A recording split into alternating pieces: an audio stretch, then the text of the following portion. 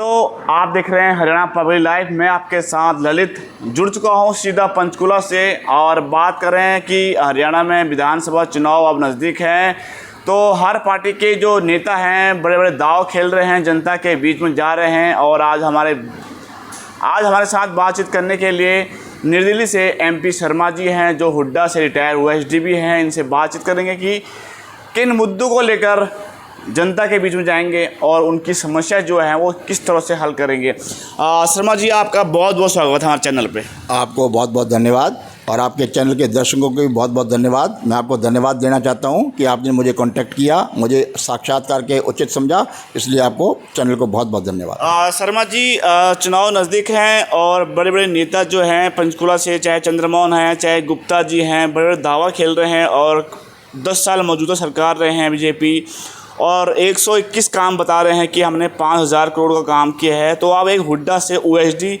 Retired हैं, अब SDO अफसर रिटायर्ड हैं, तो किस तरह से देखते हैं पंचकुला के विकास को? देखिए, 5000 करोड़ का वो दावा तो कर रहे हैं, लेकिन मुझे 5000 करोड़ रुपए लगे हुए नज़र नहीं आते। शहर की हालत जो है आजकल, एक साधारण कस्बे में नाम लूँ जैसे नारायणगढ़ या गुल्ला चिक्का से भी बुरी है। सारी सड़कें टूटी पड़ी हैं, रोड बर्मों पे घास खड़ी हैं, सारी ड्रेनेज बंद है, रोड गलियाँ बंद है। जरा सी भी बारिश आ जाए तो पूरा शहर में 5-5, 7-7 फुट पानी भर जाता है। सारी आपकी सीवरेज टूटी पड़ी है, सर्कुलर ब्रेक ड्रेन टूटी पड़ी है, तीसरे मंजिल तक पानी नहीं चढ़ता, कूड़े के ढेर लगे हुए हैं, पशुओं का अंबार है, कुत्ते घूम रहे हैं, जंगल बना हुआ है, बच्चों में नशे की आदत पड़ी हुई है, सीनियर सिटीजन की सुरक्षा की कोई व्यवस्था नहीं है। मैं ये कहूँ कि मैंने 37 साल हुड्डा में जॉब की है, इतनी बुरी हालत शहर की मैंने कभी नहीं देखी। 5000 करोड़ में सोने का शहर बन जाता, मैं ये दावा करता हूँ। उस पर श्वेत पत्र जारी करना चाहिए। ये जाँच का विषय है कि इतनी बड़ी अमाउंट लगने के बाद शहर की ये बदसूरती है।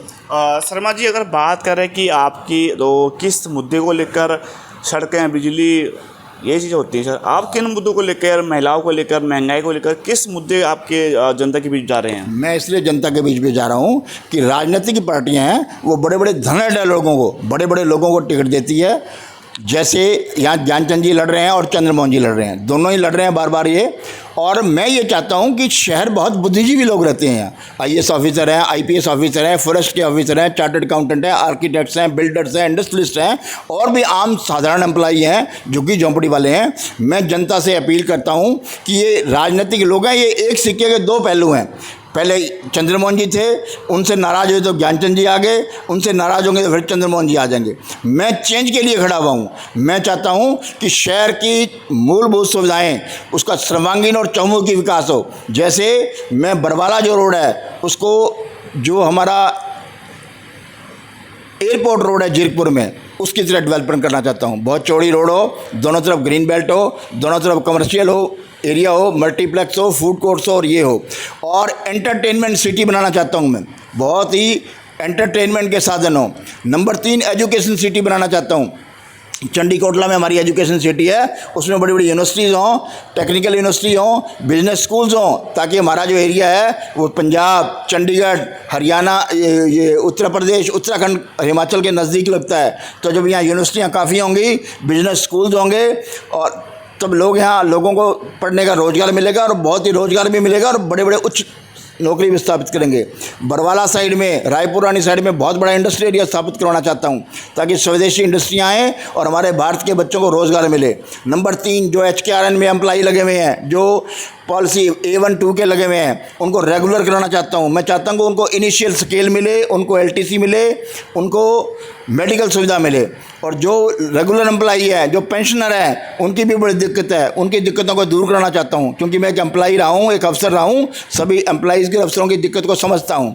तीसरा मेरा मुद्दा है हेल्थ सिटी बनाना चाहता हूँ इसको मैं। सारी डिस्पेंसरियों के बुरे हाल हैं, अच्छी डिस्पेंसरियाँ बनेंगी, बड़े बड़े हॉस्पिटल जैसे मैक्स हॉस्पिटल है, सिल्वर ओक है और फोर्टीज़ हैं, इस तरह के हॉस्पिटल और एक बहुत बड़ा हॉस्पिटल बनवाना चाहता हूँ ताकि हमारा हेल्थ में अच्छा हो शहर एजुकेशन में अच्छा हो, सीनियर सिटीजन की सुरक्षा की व्यवस्था हो, हमारे एम्प्लॉइयों को कोई दिक्कत ना हो, और शहर जो मैंने समस्याएं गिनवाई है, सड़कें अच्छी हों, पार्क अच्छे हों, वाटर सप्लाई की व्यवस्था हो, सीवरेज ठीक चल रहा हो, और शहर का मूलभूत विकास हो, और एक आदर्श पंचकुला मैं बनाना चाहता हूं। इसलिए मैं लोगों से अपील कर रहा हूं कि आप एक सिक्के के दो पहलू, इनको हराइए और मुझे वोट दें। आप मेरे में एक बार विश्वास व्यक्त करें। राजनीतिक पार्टियां सिर्फ टिकट दे सकती हैं, लेकिन वोट जनता जनार्दन को देना है। मैं ये चाहता हूं कि शहर की जनता मुझे आशीर्वाद दे, मैं इस शहर की तकदीर और तस्वीर बदल दूंगा।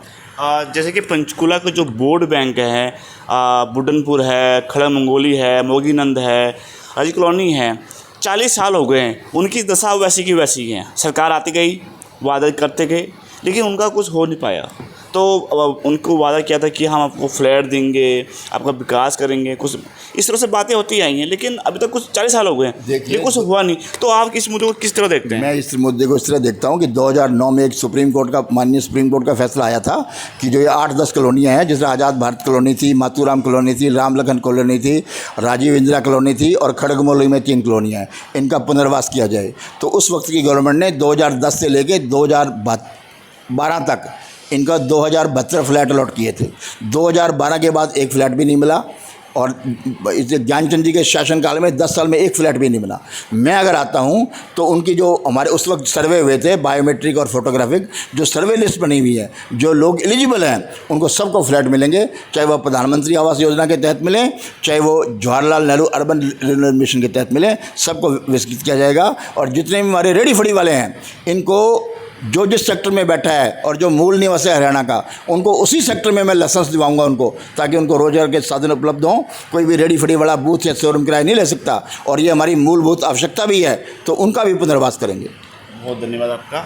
ये तो हमारे साथ थे पंचकुला विधानसभा क्षेत्र से उम्मीदवार जो MP शर्मा जी ने, जो कहा कि हम बड़े बड़े ये भी दावा कर रहे हैं। देखने की बात होगी कि चुनाव के बाद किस तरह से कौन सा उम्मीदवार जीत के आता है और कितना काम करता है। और आप देख रहे हैं हरियाणा पब्लिक लाइव।